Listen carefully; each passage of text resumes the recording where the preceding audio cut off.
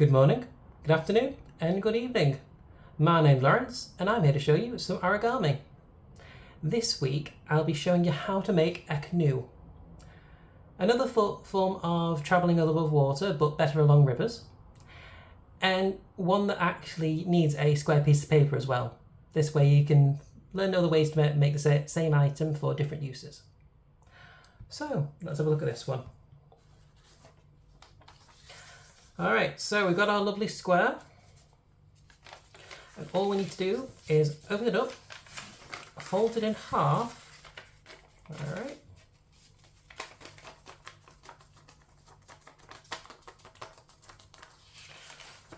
open it up, and then fold it into the centre, okay, similar to what we did last week.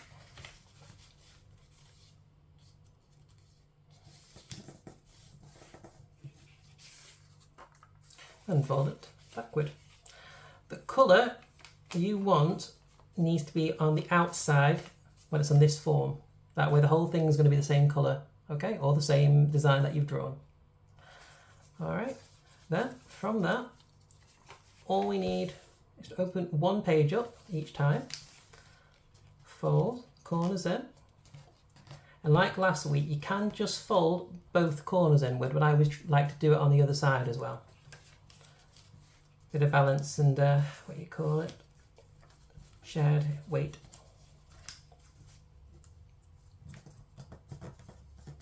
Okay. So I've done it on both sides of the thinner piece and one side of the folded page. Okay. Then we just fold those back and do the exact same thing on the other side. Okay. So we fold it over. We open up the page and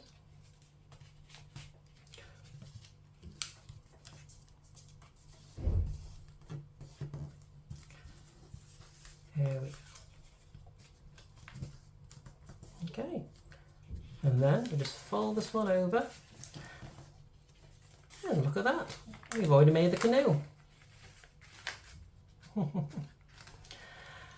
A useful piece of origami, quick and easy to make, and can be quite useful for holding items for you, such as candles, little army men, or whatever else you desire to place on the water. This week's challenge in relation to the canoe is how much weight can you actually put on a canoe? How much weight can you put on one of these paper boats? You've got, say, a load of candles or some items you're a bit worried won't float long enough for you. Best way I could recommend is get your sink, make one of these origami boats or whatever you feel is best, and then just put the item on there and see how long it lasts. That way, you're not placing it at too much risk, and you can just see how long it would take for it to sink down. This way you can make sure you're not polluting a pond or making it a risk to anyone around it.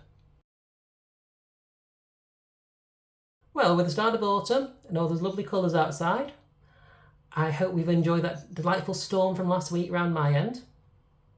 And let's hope we still enjoy a bit of nice weather in between now and winter. Thank you for watching, and I hope to see you all again soon. Farewell.